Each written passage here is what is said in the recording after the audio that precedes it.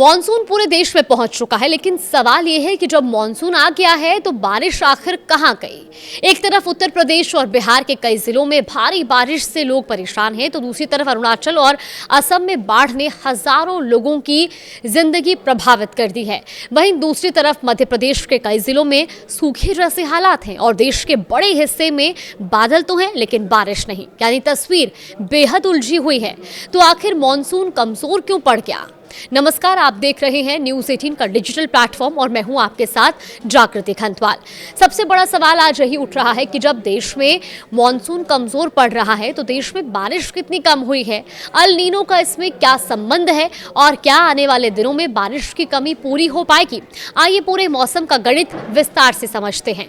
सबसे पहले देश भर की तस्वीरें। 1 जून से अब तक देश में सिर्फ 227 मिलीमीटर बारिश दर्ज की गई, जबकि सामान्य तौर पर इस अवधि में 294.2 मिलीमीटर बारिश होनी चाहिए थी, यानी अब तक 67.2 मिलीमीटर या यूं कहें कि 23% कम बारिश हुई है। और अगर सिर्फ पिछले एक हफ्ते की बात की जाए, यानी 9 से 15 जुलाई के बीच, तो हालात और ज्यादा चिंताजनक रहे हैं, क्योंकि इस अवधि में सामान्य रूप से 63.8 mm बारिश होनी चाहिए थी, लेकिन रिकॉर्ड हुई सिर्फ 31.2 मिलीमीटर, यानी एक ही सप्ताह में 51% कम बारिश। और सबसे ज्यादा कमी दक्षिण भारत और मध्य भारत में दर्ज की गई है। दक्षिण भारत में सामान्य से 77% और मध्य भारत में 76% कम बारिश हुई है। वहीं पूर्वी और पूर्वोत्तर भारत में पूरे मॉनसून सीजन के दौरान बारिश की कमी 36% तक पहुंच चुकी है। अब सवाल उठता है कि क्या मॉनसून अभी तक पूरे देश में पहुंचा ही नहीं है? जवाब है नहीं। मॉनसून 9 जुलाई को राजस्थान, हरियाणा और पंजाब के बाकी हिस्सों में पहुंचकर पूरे भारत को कवर तो कर चुका है। आमतौर पर मॉनसून 8 जुलाई तक पूरे देश में पहुंच जाता है, लेकिन इस बार सिर्फ एक दिन की देरी हुई है। मतलब समस्या मॉनसून के आने में नहीं है, बल्कि उसके कमजोर पड़ने में है। अब जानते हैं कि मॉनसून आखिर कमजोर क्यों हुआ है। देखिए, मौसम विशेषज्ञ इसकी सबसे बड़ी वजह अल नीनो को मान रहे हैं। अल नीनो तब बनता है जब प्रशांत महासागर का पानी सामान्य से ज्यादा गर्म हो जाता है और इसका असर दुनिया के कई देशों के मौसम पर पड़ता है।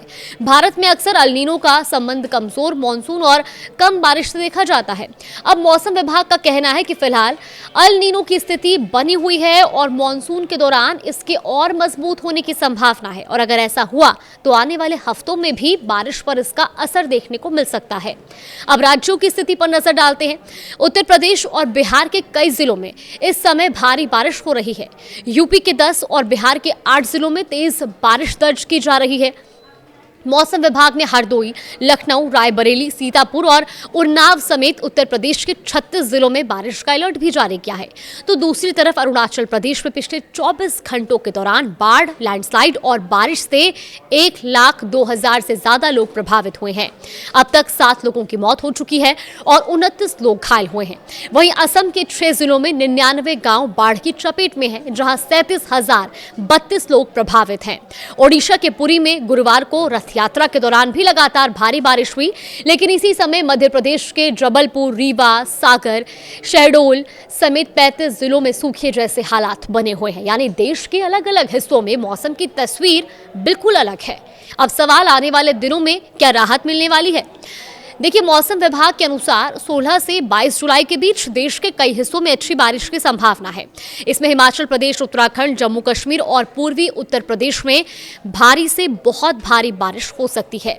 हिमाचल में 19 से 22 जुलाई, उत्तराखंड में 18 से 21 जुलाई, पूर्वी उत्तर प्रदेश में 19 से 21 जुलाई और जम्मू कश्मीर में 21 जुलाई को बहुत भारी बारिश की चेतावनी भी जारी की गई है।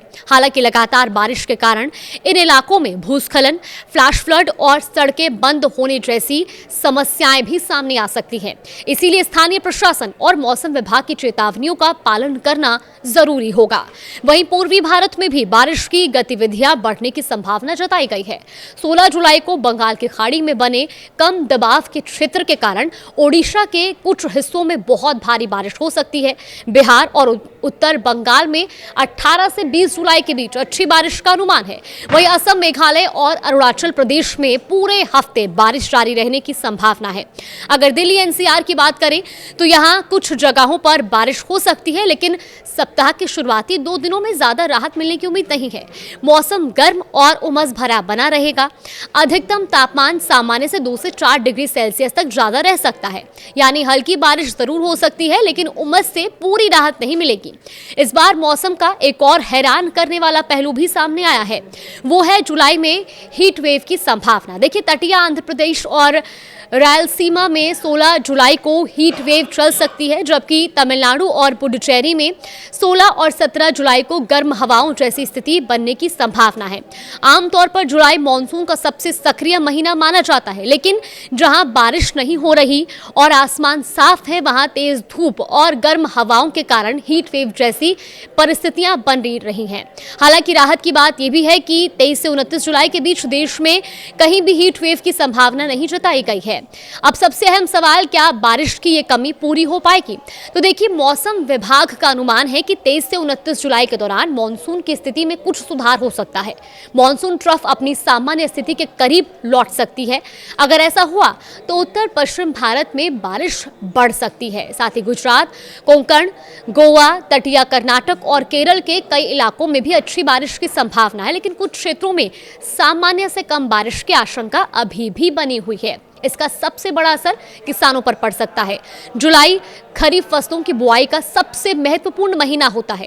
धान, दाल और तिलहन जैसी कई फसलें सीधे बारिश पर निर्भर करती है। मौसम विभाग ने सलाह दी है कि जहां भारी बारिश की संभावना है, वहां किसान खेतों से अतिरिक्त पानी निकालने की व्यवस्था करें और फिलहाल खाद या कीटनाशक का छिड़काव टाल दें। वहीं जिन इलाकों में बारिश कम हो रही है, वहां हल्की सिंचाई करने और फसलों को तेज गर्मी से बचाने की जरूरत भी बताई गई है। तो फिलहाल पूरे देश की नजर 2 बड़ी बातों पर टिकी है। पहली, अल नीनो कितना मजबूत होता है, क्योंकि इसी से तय होगा कि अगस्त और सितंबर में मॉनसून कितनी रफ्तार पकड़ता है। और दूसरी, क्या अब तक हुई 23% बारिश की कमी की भरपाई हो पाएगी? अगर ये कमी लंबे समय तक बनी रहती है तो इसका असर सिर्फ खेती तक सीमित नहीं रहेगा। खरीफ फसल, खाद्यान्न उत्पादन और आगे चलकर महंगाई पर भी इसका असर पड़ सकता है। फिलहाल किसान, मौसम विशेषज्ञ और आम लोग सभी मौसम विभाग की अगली साप्ताहिक रिपोर्ट का इंतजार कर रहे हैं। उसी से यह तय होगा कि मॉनसून दोबारा रफ्तार पकड़ता है या फिर बारिश की कमी का ये दौर आगे भी जारी रहेगा। अगर कुछ अपडेट आएगा तो आप तक जरूर साझा करेंगे।